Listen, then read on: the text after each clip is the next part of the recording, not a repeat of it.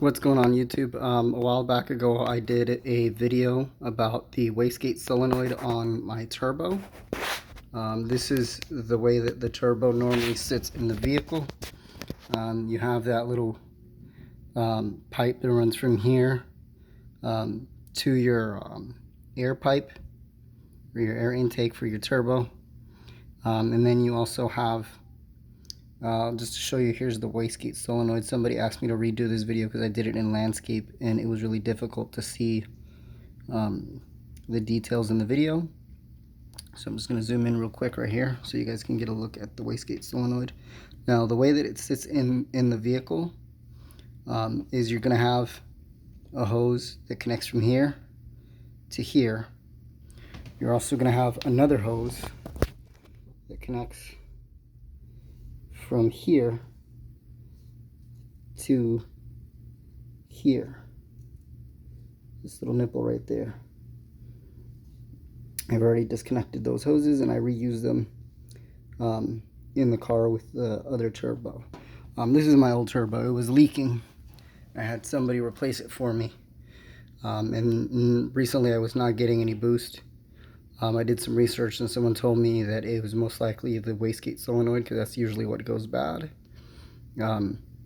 It's really easy to remove. You can actually do it without removing the turbo. I was able to do it with the turbo still in the vehicle. It's just a matter of disconnecting this hose from here and then disconnecting the other hose from down here. Once you have that disconnected, you also want to disconnect the hose from here.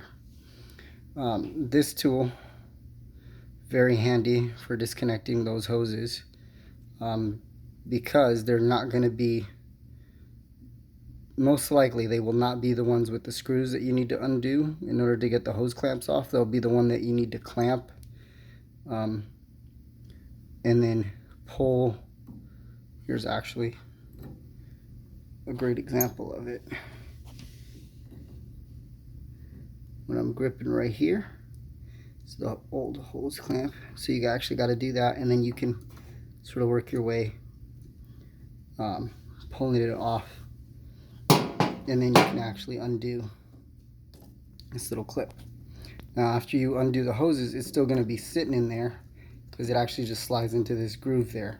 All you got to do once you undo the hoses is literally pull out and it slides right out. There is also a sensor that you got to disconnect right here on the back of it. You'll see it once you disconnect I would start with that sensor first and then go for the hoses. Once you disconnect the hoses, you just slide this bad boy out. You can slide the new one into place and then reconnect the hoses. Obviously you want to inspect your hoses and make sure that there are no holes in the hoses and no tears, and then just reassemble. You can remove the turbo if you want. It'll make disconnecting this a lot easier, but it's a lot of work just to get this little piece, and you're actually going to put yourself through a bit of a headache just getting this thing out just for this little piece. So it's just, you know, take your time with it and finesse it and you can get it out. Super simple to change. Obviously there's also, once you get it out, you're going to want to test it before you go out and buy a new one because it may not be the solenoid.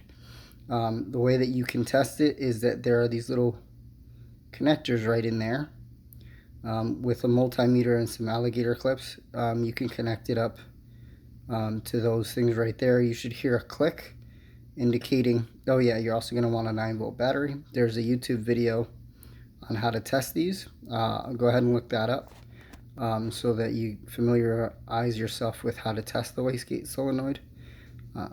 So obviously you want to do the work to get it out, then test it, make sure that it actually gets power from that 9-volt battery. Like I said, you'll hear a click that indicates that you're getting power. Also, they did mention blowing into this end, I believe, and seeing if air comes out of the other end. If no air comes out, it's clogged, and that confirms that your solenoid is bad. If you're getting power and air goes through it. I believe is what they said, is the air has to flow through it. If it doesn't flow, then it's clogged, or vice versa. Watch the video. It's been a while since I've seen it.